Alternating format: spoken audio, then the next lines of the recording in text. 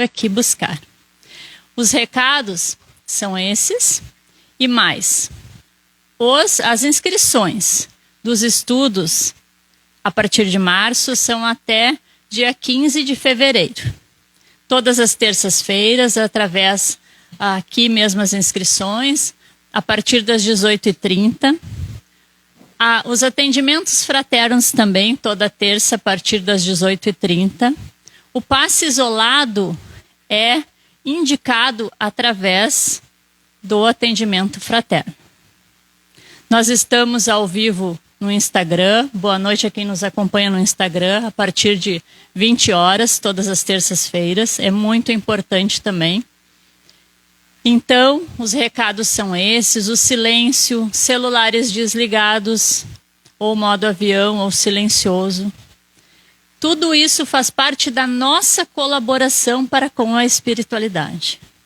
A partir do momento em que nós aqui chegamos e viemos buscar algo, a nossa contribuição para que isso aconteça, fazendo a nossa parte, é fazendo o silêncio e colaborando. Muito obrigado, fiquemos em paz e com Deus e que tenhamos uma excelente e iluminada noite.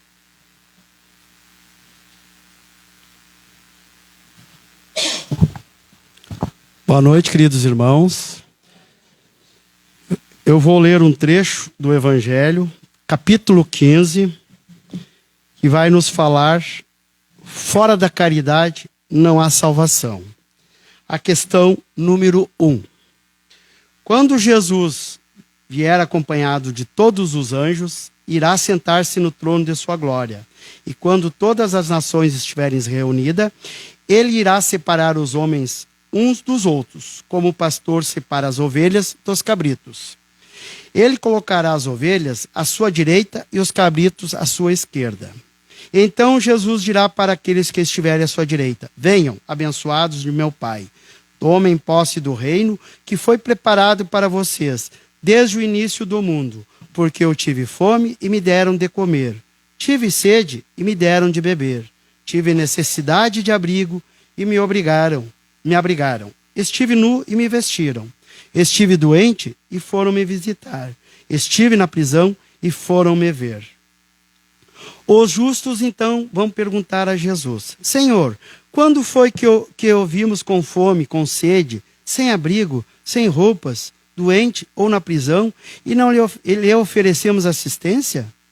E Jesus responderá: em verdade, eu digo a vocês, que todas as vezes que fizeram isso a um desses pequeninos, foi a mim mesmo que o fizeram.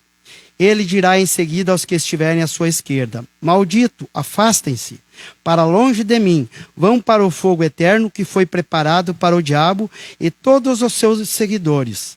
Pois tive fome e não me deram de comer, tive sede e não me deram de beber, tive necessidade de abrigo e não me abrigaram, estive nu e não me vestiram, estive doente e na prisão e não foram me visitar. Então eles também perguntam a Jesus: Senhor, quando foi que ouvimos com fome, com sede, sem abrigo, sem roupas, doente ou na prisão, e não lhe oferecemos assistência? E Jesus lhes responderá: em verdade, eu digo a vocês, que todas as vezes que deixarem de dar assistência a um dos pequeninos, foi a mim que deixaram de assistir. Vocês irão para o castigo eterno e os justos para a vida eterna. Que assim seja, meus irmãos.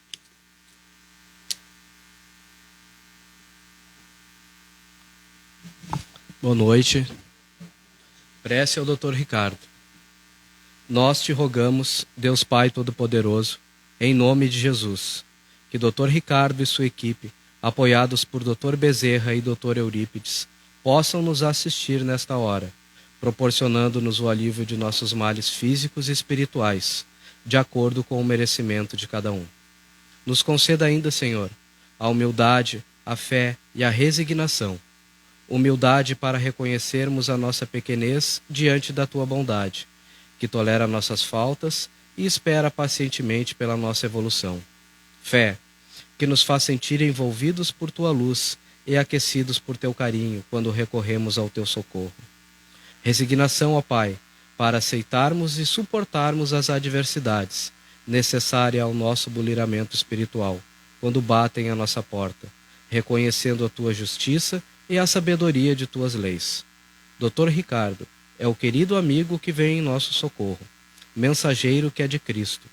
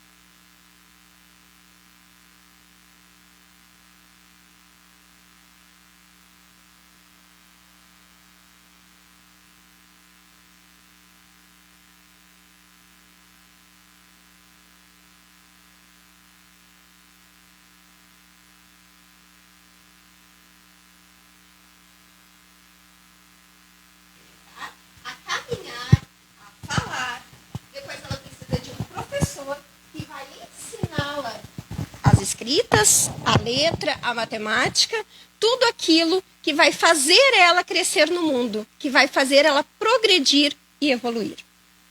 E nós, como humanidade, nada mais somos do que as crianças para Jesus. Jesus, um professor excelente, exímio, que veio a nos instruir, a nos deixar o seu legado, para assim nós, como humanidade, crescermos. Assim como a criança que cresce, que se desenvolve, que forma sua família, que forma seu núcleo, seu mundo, nós, como humanidade, Jesus veio como professor para nos ajudar, nos ensinar, nos instruir a formarmos também este mundo e ajudá-lo a progredir, a crescer. Agora, quem foi Jesus? Né? Existe uma curiosidade muito da ciência, da história, da comunicação. Quem era Jesus? Quando nasceu Jesus mesmo? Foi no Natal? Foi em dezembro? Alguns dizem que foi em abril, outros em agosto. Jesus era loiro de olho azul? Ciência diz que não. Eu tenho uma conhecida, uma trabalhadora da casa muito antiga, ela já tem uma idade, ela já nem participa mais, e ela dizia assim, ó, que nada, Jesus andava de chinelo de pé sujo, suado, trilhando no sol para fazer as suas pregações. Jesus era que nem a gente, era povo da gente. Mas quem foi Jesus? Como ele era de verdade bonito, lindo, olhos azuis? Não? Diferente, baixinho, gordinho? Então deixa eu fazer uma pergunta para vocês. Vocês estão lá atravessando o Rio dos Sinos, começam a se afogar. Estão lá nadando no mar, lá em Cidreira, Tramandaí, e vocês estão se afogando. Aí vai alguém salvar vocês. Aí vocês vão olhar se esse alguém é bonito, é inteligente, é educado. Vão nada, gente. Vocês só vão querer ser salvos, não é verdade? Não importa quem vai salvar vocês. Se é o gari que estava varrendo a rua ou se é o médico que estava tomando sol. O importante, o que a gente quer naquele momento, é ser salvo. Ou ver um filho nosso, um parente nosso, um amor nosso ser salvo. Não é isso? Então, que importância tem? Que cor eram os olhos de Jesus? Que cor era o cabelo, qual a idade? Isso não importa. Porque o papel que Jesus se propôs a vir fazer foi nos salvar. E isso ele fez. Então, assim, nos tempos de hoje, né, trazendo um pouquinho, a gente vai para a mesma linha. A gente se lembra de Deus, de Jesus, das orações, quando a gente precisa. Ou seja, quando a gente está se afogando. Quando a gente está doente, naquela hora de necessidade, a gente lembra de rezar. Mas quando a gente está comemorando o aniversário de um filho, a gente não lembra de agradecer. A gente não lembra de pedir, muitas vezes, quando sai atrasado correndo para o serviço, que dormiu um pouquinho mais, aí toma o banho, toma o café, que nem todos têm. Mas a gente tem o privilégio, garanto que muitos aqui têm, de tomar o seu café antes de ir para o trabalho. A gente não lembra de agradecer por ter acordado, pelo dia maravilhoso, pelo café. A gente lembra quando precisa. Até aqueles que nem acreditam muito, na hora da necessidade, ai Senhor, me salva. Não é assim? Não é assim que nós agimos? Então a gente faz uso do que Jesus ensinou muito pouco. Porém, aqui, as profecias da época, eles prometiam um Messias, né? O Messias prometido, que era Jesus. E o povo judeu esperou muito por esse Messias. E é claro que existem muitas teorias, muitas especulações da história, das religiões, da própria ciência. E existe uma que diz assim, que uma grande parte desse povo esperavam por um ser forte, que viria com uma espada para realmente salvá-los. Que era um ser extremamente capacitado para mudar as ideias dos comandantes, dos nobres do Sinédrio. Então as pessoas tinham essa esperança de que fosse esse Salvador, que fosse desembainhar a espada e lutar por eles. Assim como foi na época de Moisés, que libertou os hebreus. Teve uma luta ali, teve uma fuga, teve uma perseguição. E na cabeça de muitos, inclusive de alguns apóstolos de Jesus, que Jesus seria, sim, esse ser brilhante, capaz de, através da força, porque na época eles conheciam muito a força como sendo o poder. E vamos combinar que muito antes de Cristo, até hoje, o que importa é a luta pelo poder. As pessoas hoje vivem e lutam pelo poder. Desde as nossas residências até as nossas governanças. Porque quem não quer ter o poder, quem não disputa às vezes entre marido e mulher, quem manda mais? Quem que o filho vai obedecer mais? Se chamar o cachorrinho, para que lado que ele vai? Quem tem o poder? Quem é mais inteligente numa discussão? Quem perde, quem ganha? Não é assim? Então o poder é uma questão que influencia a humanidade desde sempre.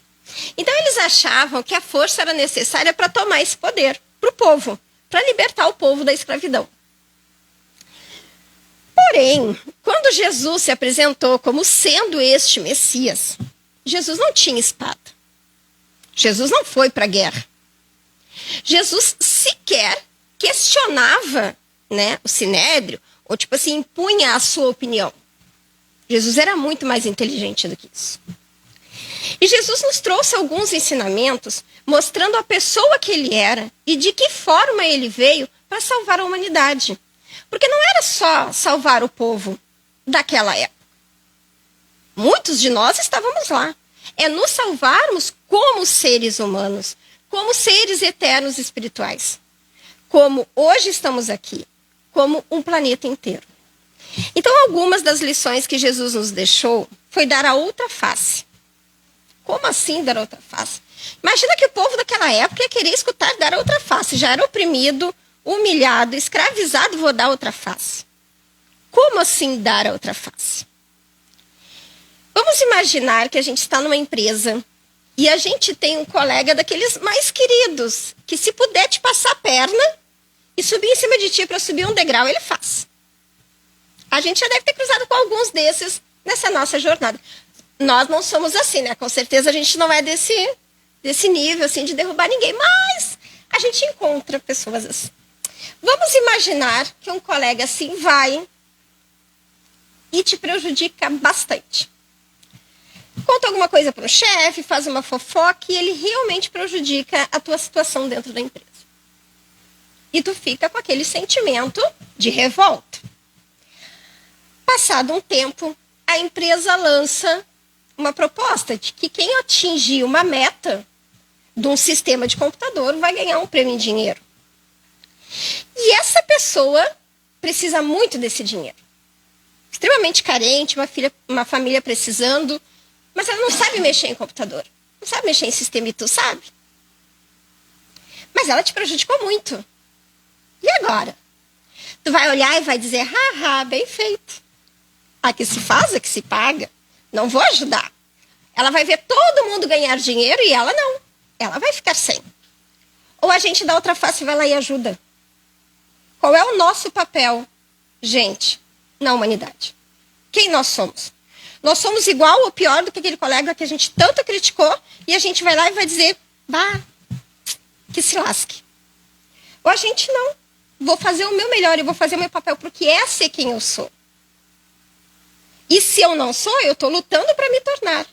A pessoa que é indiferente da atitude dos outros vai tomar a atitude correta. Porque não adianta tu criticar o erro dos outros e na hora da tua mudança tu vai lá e comete o mesmo erro ou pior ainda. Outra lição que Jesus nos deixou, que também se encaixa aqui, é perdoar 70 vezes 7 vezes. Sério? A pessoa foi lá e fez um dano terrível. Sei lá, matou alguém da minha família, roubou meus bens e me deixou na miséria passando fome. Muitos livros espíritas trazem histórias muito boas referente a isso. Irmãos que deserdam os outros e deixam na miséria, a ponto de morrerem doentes sem nenhum auxílio. Por que perdoar 70 vezes 7 vezes? Jesus não quis dizer assim, inocenta ele que ele não tem culpa, não. Perdoa ele que ele não fez nada errado, não. Ele fez errado. E ele vai responder por isso. Mas quando Jesus nos diz para perdoarmos 70 vezes 7 vezes, é porque Jesus quer que nós não carregamos este fardo. Porque quando a gente não perdoa, quem carrega o fardo somos nós. Somos nós que ficamos desejando que aquela pessoa não se dê bem. que aquela pessoa fracasse, que aquela pessoa seja infeliz. Ou seja, muitas vezes passamos a vida pensando no outro que nos prejudicou. Não pensamos em nós? Não trabalhamos pela nossa vida? Porque a gente está carregando aquele peso da vingança, aquele peso da mágoa.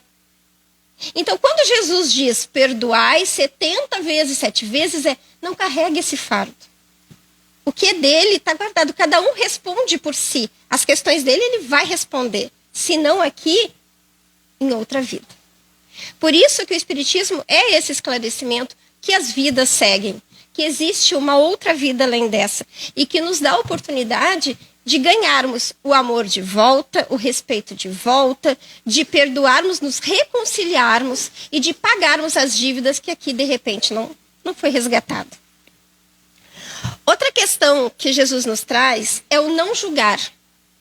Que tem, né, aquela passagem da mulher adúltera que estava sendo apedrejada e ele diz, iria ser apedrejada, e ele diz, atire a primeira pedra quem não tiver pecado.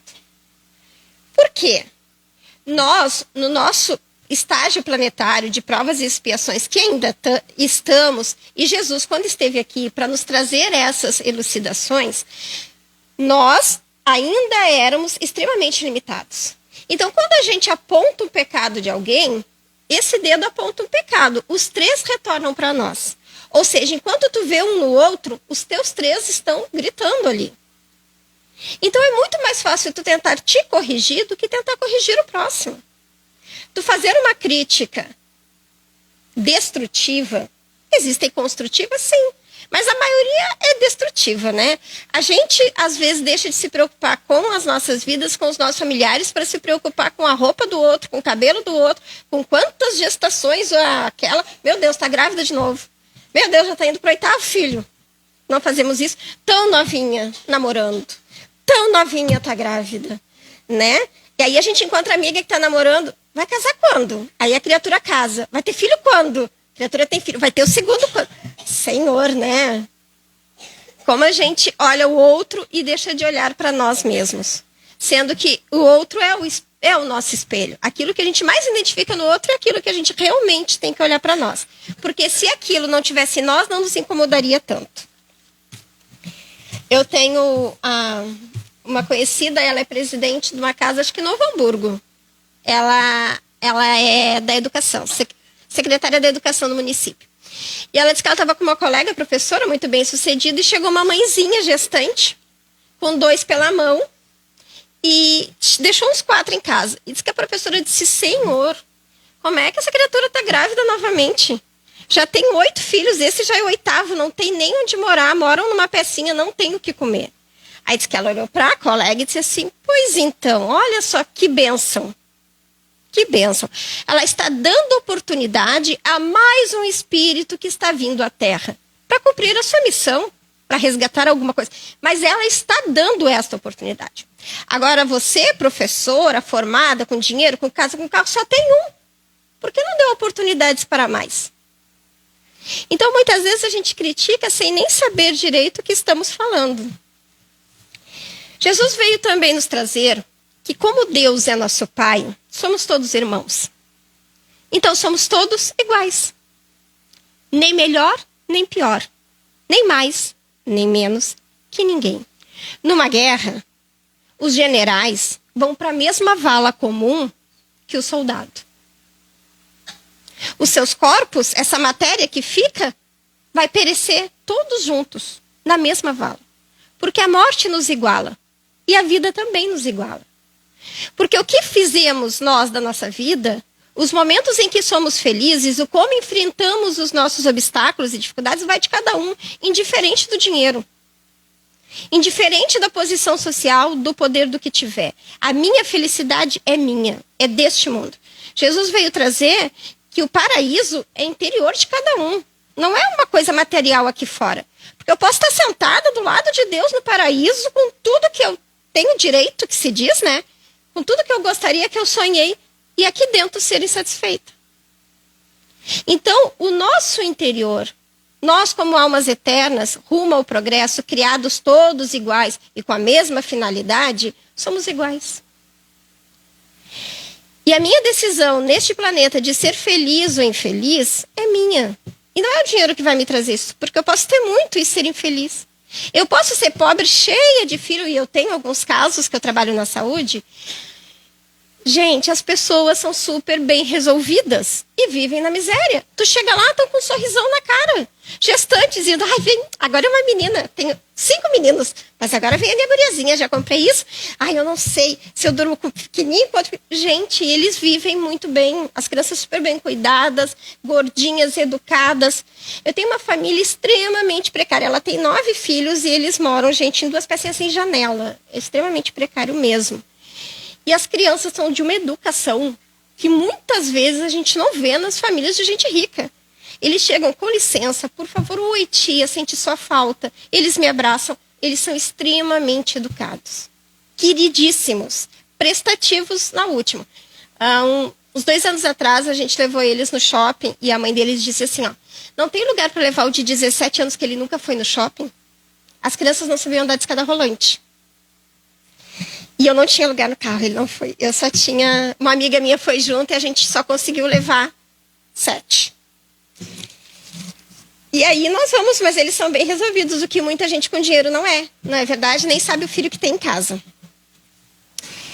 E Cristo, Jesus pregou para as famílias. Jesus tinha o poder de chegar no Sinédrio e mudar a mentalidade? Tinha. Mas era inteligente? Tu mudar o governo? Não. Eu estava conversando com a minha mãe, eu não me lembro o que ela falou do Lula daqui 10 anos, daqui 20 anos, e eu, mãe, não sei nem se o Lula vai estar entre nós daqui 10, 20 anos. Nem Lula, nem Bolsonaro. Porque o tempo passa para todo mundo. Jesus pregava para as famílias, para as crianças, para os pobres. Por quê? Porque as famílias são o alicerce do nosso planeta. E se a gente não se der o trabalho de construir esse alicerce de uma forma sólida e saudável, as coisas entram em ruína. E é o que acontece com o nosso planeta. Ele entra em ruína. Por quê? Porque no momento que eu educar um filho de uma forma errada, este filho vai refletir no mundo ali na frente. Ele vai ser um advogado corrupto. Ele vai ser um médico que não tem vontade nenhuma de fazer o seu melhor no atendimento de alguém. Não tem empatia. Para ele, tanto faz como tanto fez, é o dinheiro que importa. Então, a educação que eu dou para os meus filhos é o que conta para a humanidade. Então, Jesus, o que fez? Ele ensinou quem? A base. Ele pregou para as famílias, para as crianças, para aqueles que iriam educar os seus filhos para tornar cidadãos melhores. Dá trabalho? Porque, gente, uma criança, um espírito inteligente que está chegando, ele vai te testar. E tu vai ter que ter esse trabalho. Ou tu vai perder tudo a tua chance de construir, de ajudar esse ser em evolução. Esse espírito que está sobre a tua responsabilidade. Ele pode ser um espírito mais inteligente, mais evoluído? Pode. Mas ele está sobre a tua responsabilidade. Então, aquela questão que é melhor estar no telefone do que te perturbando, tu vai pagar o preço mais na frente. Se tu disser não e ele chorar e se jogar no chão e tu alcançar o que ele pediu, ele vai chorar sempre, porque tu cedeu. Então tu tem que dizer não e aguentar o choro a tarde inteira que seja. Mas é a tua posição. E o não é só um não porque não, é não por isso, isso, isso. Ele tem que ser esclarecido, para ele entender o porquê o não. E é difícil. Eu sempre tive um bom relacionamento com os meus filhos, com a minha filha principalmente, de 16, e com o meu filho que hoje tem 13. Há uns 3 anos atrás, eu fiz um acordo com ele. Eu disse, tu não precisa ir na escola por esses 2 dias, mas os outros 2 dias tu vai, porque a aula era reduzida. E ele foi dormir na casa da minha mãe, os meus filhos, e eu fui buscar eles. Na hora de ir para a escola, ele disse, eu não vou. Eu, não, tu vai? Não, eu não vou. E eu, por que tu não vai? Ele, porque eu não quero. E eu, não, mas tu vai. Tu vai, né, que eu tenho que te bater. Não, eu não vou. E eu não, aí eu fiquei sem saber o que fazer e o tempo correndo. Tentei puxar ele da cama, ele dormindo. Tentei puxar ele da cama. Ele caiu no chão, foi arrastado assim, né? Sentou no chão, eu não vou. E eu, 10 para 1. Pegava uma, não vai dar tempo. Não vou, tá, deixa, né? A minha filha de 16 anos chegou e disse não. Porque ele foi muito dura com ela, né? Ela disse, não, mãe, se tu perder agora, tu não consegue mais. Se tu perder agora, quando ele for grande, ele disser, tô indo, e tu disser não, ele vai dizer, eu vou. E pronto. Tu perdeu. E agora o que eu faço, né? Senta aqui, meu filho. Seguinte, a gente não fez um acordo. Eu confiei em ti. Eu cumpri a minha parte. Tu não foi na aula 2 dias. Tu não vai cumprir a tua? Eu nunca mais vou confiar em ti. Eu nunca mais vou fazer um acordo contigo, porque como é que eu vou saber se tu vai cumprir ou não? Porque quando a gente dá a palavra, a gente tem que cumprir. Eu acreditei em ti, tu vai trair a minha confiança? Você que sabe. Tá bom, mãe, eu vou. A gente chegou atrasada de falar com a diretora para entrar, mas ele foi. Nunca mais aconteceu. Mas se não é minha filha de 16 anos, que na época acho que tinha uns 12, 13, me puxar a orelha, eu tinha perdido. Porque, gente, é difícil. Relacionamento é difícil, casamento é difícil, filho é difícil. Mas não podemos desistir. Depois da época de Cristo, muitas coisas aconteceram. Teve os bárbaros, teve os clãs que lutaram entre eles pelo poder, teve os impérios, né? Teve e os governos de hoje. Então, muita história aconteceu. Se eu perguntar aqui quem sabe na história quem foi Átila, Gengis Khan, com certeza algum nome vocês já ouviram falar. Lúcio, Marco Antônio, Otaviano foi importantíssimo para a história, principalmente para a chegada de Jesus. Napoleão Bonaparte e muitos outros. Alguns devem saber alguma coisa sobre alguns desses nomes. Mas será que sabe a história direitinho deles?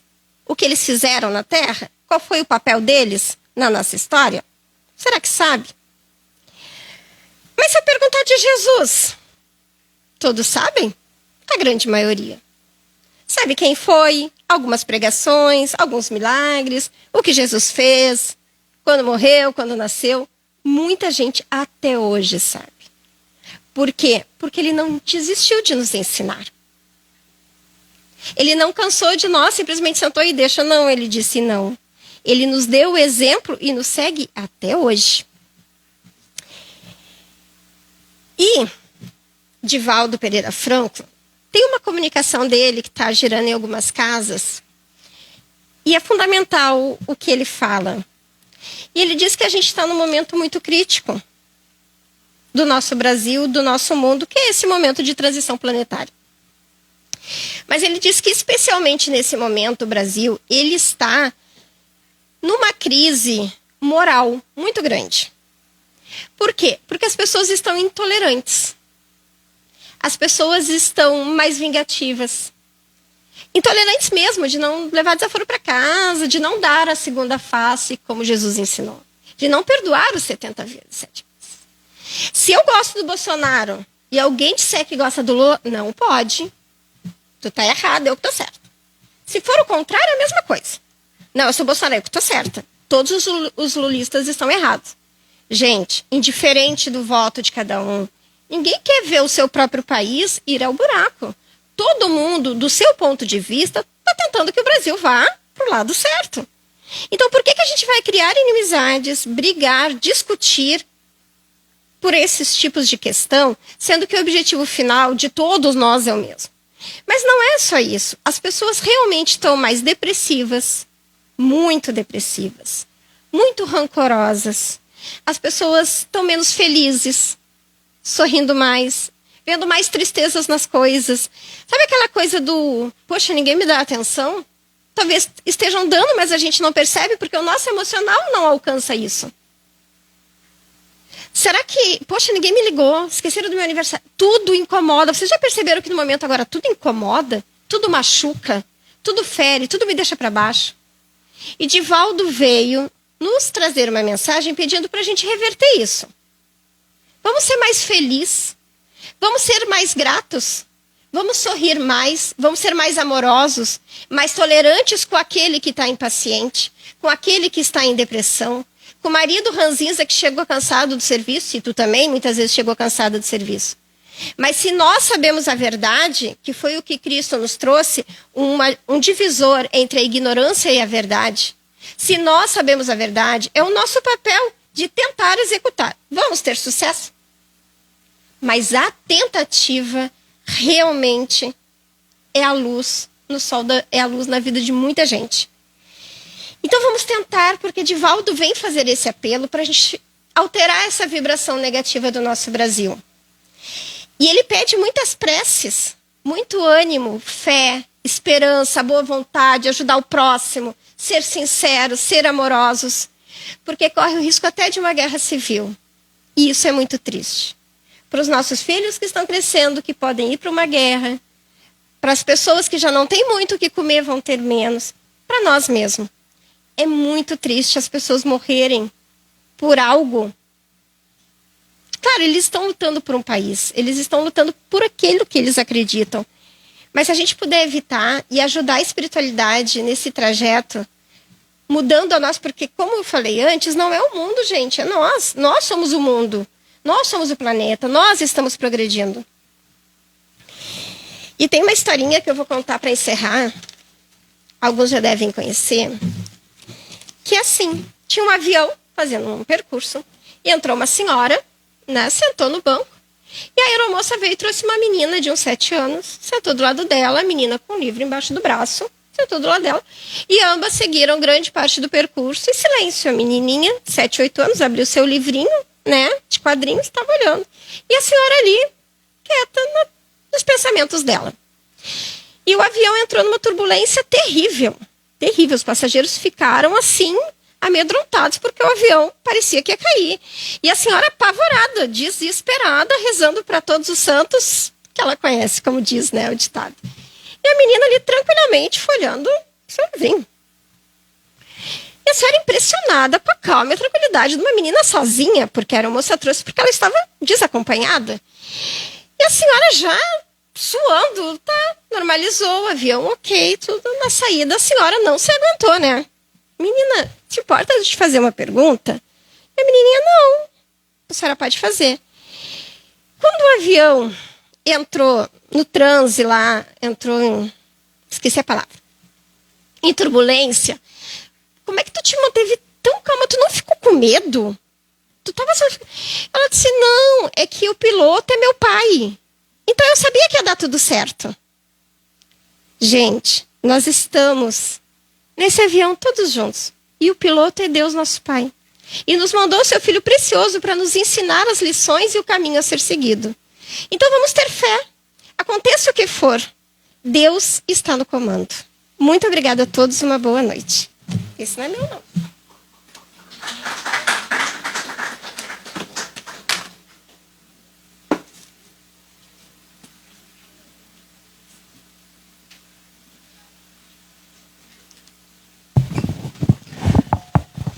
Boa noite, pessoal.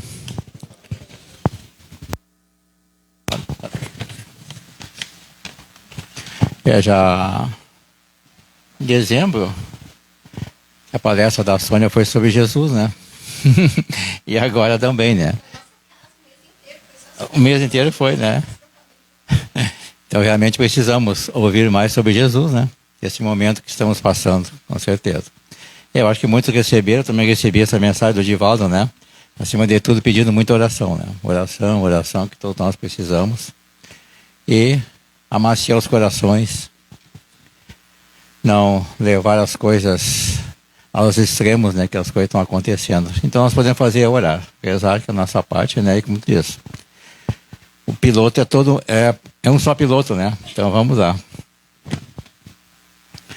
Então, um comentáriozinho com vocês aqui. Vocês devem conhecer, a maioria de vocês, o pastor Cláudio, né? É Cláudio, pastor, tem... Cláudio Duarte, né? Duarte, né? Ele é muito legal dele, ele tem umas boas, né? E um dia eu vi numa palestra dele, aí fiz um rabisco aqui, algumas coisas bem interessantes, eu achei que estamos iniciando o ano, seria muito bom dar uma colocada nessas situações todas. Então ele comentou, iniciou, dizendo que ele soube que tinha um casal que se davam super bem, né? E a esposa saiu cedo, como era de costume, e de repente recebeu uma notícia que ela tinha infartado e ido a óbito, a esposa. E aí no velório, então, aí o esposo leu algumas coisas para ela assim. lhe disse: se eu soubesse que hoje seria a última vez que você estaria comigo, em todos os dias, eu veria você dormir. Eu te daria um beijo ao saíres pela porta. Eu gravaria tua voz para ouvi-la todos os dias. Te filmaria para vê-la diariamente. Estaria sempre a teu lado. E aí o pastor Cláudio foi e comentou, né, que ele tinha um amigo de infância, cresceram juntos, estudaram juntos, né, ficaram adultos juntos e casaram, e cada um foi para um lado. E nunca mais se encontraram. E de repente ele soube que estavam meio próximos, né, e ele começou: eu tenho que visitar o meu amigo fulano, eu tenho que rever. E aí falava para minha esposa: olha, mês que vem eu vou visitar meu amigo fulano de tal. E foi indo, foi passando, né? Passando como nós fazemos normalmente, né? Fazendo. E ele chegou um dia e disse: bom, falou para a esposa dele, semana que vem eu vou lá visitar meu amigo, custe o que custar. Aí de manhã ele recebe um telefonema que o amigo tinha ido a óbito. Então ele leu esse texto o viúvo, né, que colocou que se ele soubesse, né, faria tantas coisas todo dia para a esposa. E contou essa história e ele disse assim que ele ficou muito mal mesmo, porque estava protelando há tanto tempo ver o meu amigo, ele citou o nome do amigo, né, e não foi. Ele disse: por que eu não fui? Se de repente eu ia conseguir um espaço na minha agenda para mim visitar meu amigo, por que eu não fiz isso antes? E nós somos isso, né, gente, fazer isso. Somos mesmo. E aí ele completa, né, o Cláudio. Não vamos esperar pelo amanhã. Vamos agir como se o amanhã fosse hoje. E hoje fosse nosso último dia. Vamos sussurrar ao ouvido de quem amamos: te amo, és especial, muito especial para mim. Me perdoa pelos meus erros. Obrigada por existir em minha vida. Deixemos o coração falar. Depois, pode ser tarde. O amanhã não existe. O amanhã é hoje. E hoje pode ser o dia mais importante da nossa vida. O passado não volta. E talvez o futuro nem chegue. Lembre-se, façamos hoje o que faríamos amanhã, pois talvez o amanhã não chegue. Eu acho que é uma boa reflexão para nós todos, né, gente? Boa noite.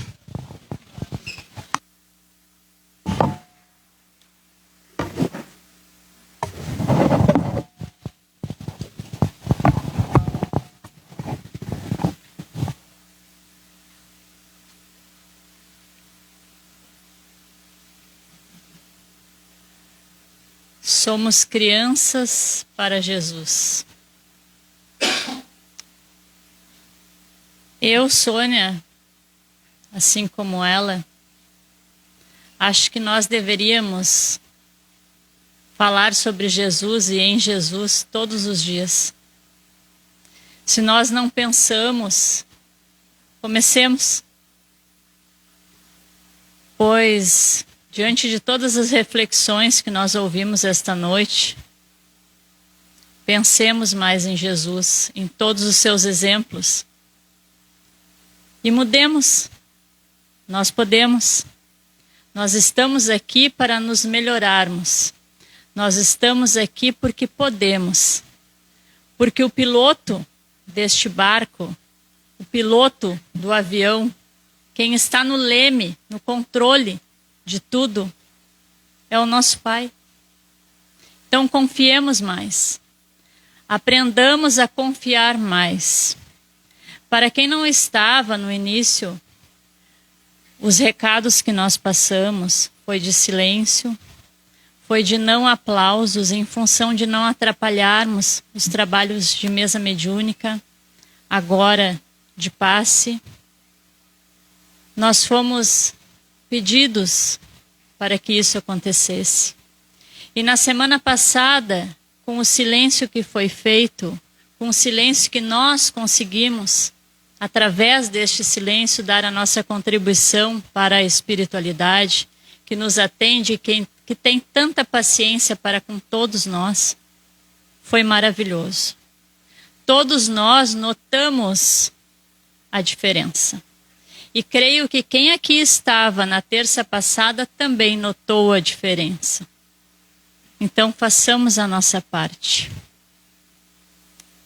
Respiremos fundo, elevando os nossos pensamentos ao alto, deixando o nosso coração receptivo a tudo aquilo que nós, confiantes neste Pai amoroso, bom, justo, soberanamente justo e bom, neste Pai que nos ampara em todos os segundos, todos os milésimos da nossa existência, nos dando todas as chances, todas, elevando assim os nossos pensamentos até os nossos lares, nossos familiares, a todos aqueles que não puderam estar aqui esta noite, a todos aqueles que não quiseram estar aqui esta noite.